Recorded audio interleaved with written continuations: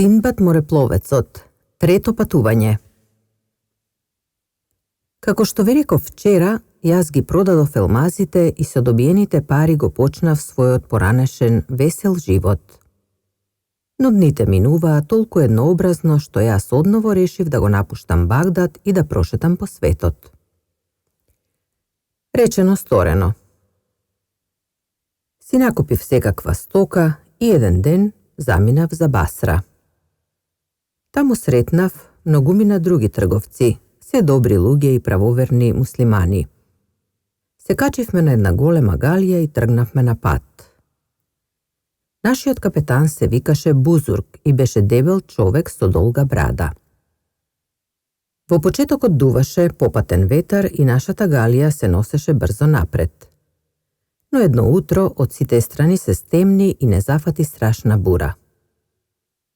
Галијата се заметка како корупка низ морето, врз палубата удираа разбеснети бранови. Ние помисливме дека ни дошол крајот и занемевме од страв. Само капетанот Бузург беше спокоен. Тој стоеше пред кормилото и смело и се спротиставуваше на развиорената стихија. Кон пладне бурата стимна, брановите се смирија и небото се разведри. Кога сите мислевме дека сме се спасиле, капетанот одеднаш почна да се удира по лицето и да си ја кубе брадата. "Несреќа!" се развика тој. "Бурата не фрлила во опасна струја која не носи во земјата на влакнестите луѓе. Жителите на таа земја личат на мајмуни и никој не може да се спаси од нивната жестокост." И уште капетанот не ги беше дорекол тие зборови, кога галијата се вклешти крај некаков остров и од сите страни запловија кон нас безброј мали човечиња. Тие наидуваа како скакулци, целите обраснати во влакна, со жолти очи и црни лица, се јазеа по јажињата на галијата и ги гризеа со заби. Мајмуноликите суштества просто ја преплавија галијата и се нафрлија врз патниците, грабејки им ја стоката. "Зар ке се плашиме од овие мајмуни?" свикав јас и го извлеков мечот. "Варди се, Синдбаде!" ме предупреди капетанот, фаќајки ме за рака. "За секој отепан мајмун против тебе ќе излезат 100 нови и ќе те растргнат. Подобро да избегаме на островот и да им ја оставиме галијава." Ние изрипавме на брегот, а по нас другите патници и морнари, а влакнестите човечиња ја одвлекоа галијата во морето и ни се изгубија од очите. Долго стоевме на непознатиот остров и се чудевме што да правиме. Откако набравме овошје од блиските дрвја и си ја заситивме гладта, ние се упативме кон внатрешноста на островот. И како што одевме, одненадеж стигнавме до еден дворец, обграден со високи ѕидови. Црната дрвена врата беше широм отворена и ние влеговме во широк двор.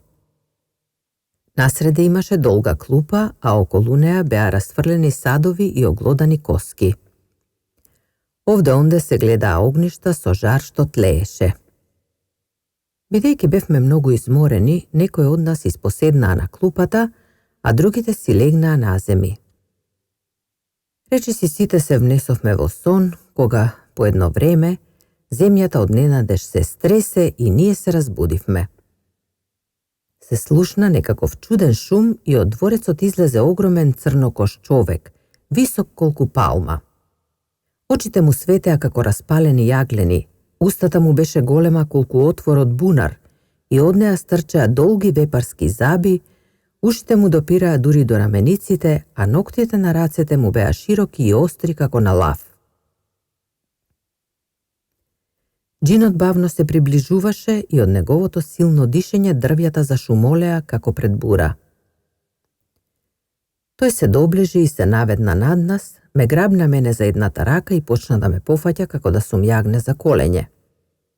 Но јас бев слаб и малаксан, па затоа џинот ме пушти на земи и зеде друг трговец. Откако го преврте од обете страни, тој и него го остави и го крена во воздух капетанот Бузург, кој од сите нас беше појадар и подебел. Човекојадецот го наде на капетанот на огромен ражен, распали еден жарник и долго го вртеше раженот над жарта, додека не се испече несрекникот. Тогаш црнокожиот џин ја изеде својата жртва, лакомо и ги оглода коските и ги фрли во дворот. Потоа легна на клупата и зарка со толкава сила не баре околу нас затрештија грмотевици. Откако се уверивме дека џинот длабоко заспал, ние решивме да избегаме за да не снајде судбината на капетанот Бузург. Погледнете ги оние греди, реков, и ги покажав гредите натрупани во дното на дворот. Да пренесеме неколку од нив на морскиот брег и да си направиме сплав со кој ќе избегаме. Но пред да го напуштиме островов, ќе треба да го отепаме злосторников. Другите го прифатија мојов предлог и додека спиеше човекојадецот, ние тивко извлековме 20 долги греди и ги пренесовме на брегот, каде што цврсто ги врзавме со јажиња од палмово лико. Така направивме еден голем сплав. Приквечер се вративме во дворот на дворецот, но на наше големо изненадување џинот беше исчезнат. Изнаседнавме околу долгата клупа и почнавме да размислуваме на каков начин да го отепаме човекојадецот. И како што зборувавме, земјата одново се стресе и од дворецот пак се појави црнокожиот џин, кој дојде кај нас и повторно си одбра еден трговец. Откако го испече и го изеде, тој се истегна на клупата и зарка како заклан. Ова ќе ти е последната жртва, реков јас и им дадов знак на моите другари да ме следат.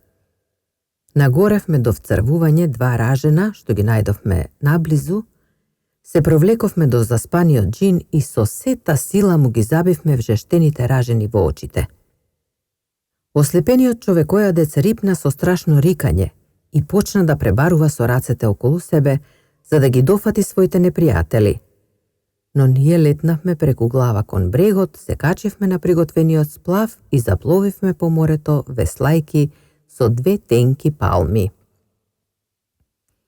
Џинот викаше и трчаше, така што на неговите викотници дотрчаа уште 2 џина, исто така страшни како него. Тие одронија од крајбрежната карпа по еден огромен камен и ги фрлија по нас. Камењата паднаа близу до нас и кренаа толку високи бранови што сплавот се преврте. Моите сопатници се издавија и потонаа, зашто не умееја да пливаат. Само јас и уште 2 помлади трговци, Ахмет и Хасан, успеавме да се фатиме за сплавот и да се искачиме врз него. Брановите ги одвлекоа палмите што ни служеа на место весла и ние тргнавме низ море, управувајќи го сплавот со нозе. Така ја поминавме ноќта, мокри и стресени од студ, додека взори не догледавме некаков брег. Со крајни усилби се добравме до брегот и откако се најадовме со корени и јаготки, легнавме под едно високо дрво и заспавме длабоко. Ме разбуди чуден шум, небаре некој кршеше ореви со заби. Се обзрнав наоколу и надалеку од мене видов еден огромен змеј кој лежеше на стомак и мрзливо џвакаше нешто меѓу челустите. Од устата на змеот се подаваа 2 човечки нозе во сандали и понев јас ги познав нозете на Ахмет. Полека, Ахмет целиот исчезна во стомакот на чудовиштето и тогаш змеот заползи и се скри во спротивната шума. Што ли се случило со Хасан, си помислив, да не го изели него змеот? Еј, Хасане, каде си? Извикав јас. Овде сум, се јави глас од озгора. Кренав глава и го догледав Хасан, кој се имаше забутано во гранките на дрвото, сиот премреан од страв. И јас се искачив на дрвото и таму останавме со Хасан до вечерта, очекувајќи да се врати змејот. Се спушти ноќта, а чудовиштето се уште не излегуваше. Најпосле уморот го совлада Хасан и тој заспа, потпрен на една дебела гранка, со провиснати нозе надолу. Наскоро задремав и јас. Кога се разбудив, сонцето се беше искачило високо на небото. Се наведнав и со поглед го побарав Хасан. на гранката го немаше. Само на тревата под дрвото се белееше неговата чалма и јас сватив дека и тој отишол во стомакот на змејот. Останав сам на островот. Долго барав место да се скријам од змејот, но наоколу не се гледаше ниту пештера, ниту некое друго скришно место. Седнав на брегот и се замислив како да се спасам од чудовиштето. Неочекувано брановите изфрлија пред мене неколку широки и дебели штици од галија. Јас ги врзав со лико од палма и направив нешто како ковчег. Легнав во ковчегот и го затворив одозгора, пак со штици, цврсто врзани едно за друго, и чекав. По едно време змејот дојде и откако насети мирис на човечко месо, го загриза ковчегот и се обиде да го прегризе и да го извлече пленот. Но штиците беа цврсти и ги издржаа неговите заби. Тој се разлути и го заудира ковчегот со опашката, но пак не можеше да го скрши. Чудовиштето напразно се обидуваше да се добере до мене, додека најпосле не се измори и со гневно съскање се прибра во шумата.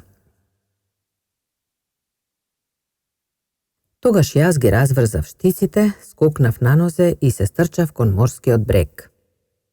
Подобро да се удавам во морето одошто да загинам во устата на змејот, си реков. Но во тој миг во далечината се зададе една галија носена од попатен ветар. Јас ја слеков кошулата и ја размавтав високо над глава. Морнарите ме забележаа и ја управија галијата кон островот. Јас се фрлив во морето и помалку двајца здрави морнари ме извлекоа со јаже на палубата. Сите почнаа да ме распрашуваат како сум се нашол на островот на страшниот змеј, а јас им раскажав се што имав доживеано. Потоа, откако ме најадоа и ме облекоа, галијата си го продолжи патот. По неколку дни ние застанавме покрај островот Салахит и трговците што патуваа на галијата слегоа на брегот за да ја продадат или разменат својата стока. Само јас немав ништо и останав натажен на галијата. Капетанот се доближи до мене и ми рече: "Ти се сиромав човек и затоа јас сакам да ти помогнам. Со нас патуваше еден трговец кој се изгуби и сега не знаеме дали е жив или мртов. Неговата стока се наоѓа на галијава. Земи ја и продадија, а ние ќе те наградиме за трудот. Она што ќе остане непродадено, ќе го однесеме во Багдад и ќе им го предадеме на неговите роднини." Капетанот им заповеда на морнарите да ја извадат стоката на изгубениот трговец. "На чие име да ја запишам?" праша писарот на галијата. "Запиши ја на името Синдбад морепловецот." При овие зборови на капетанот јас се израдував и викнав: "Јас сум Синдбад морепловецот и жив и здрав сум. Вие ме заборавивте на островот кога заспав, а птицата Рух ме однесе во долината на елмазите." Кога ме слушнаа што зборувам, морнарите и трговците ме обиколија. Некои од нив ми поверуваа, а други помислија дека измислувам. Тогаш еден трговец се сврте кон капетанот и рече: "Се сеќаваш ли кога ти расправав дека во долината на елмазите фрлив половина заклана овца, која орел ја донесе на планината со еден човек? Тој човек сега стои пред нас и се вика Синдбад морепловецот."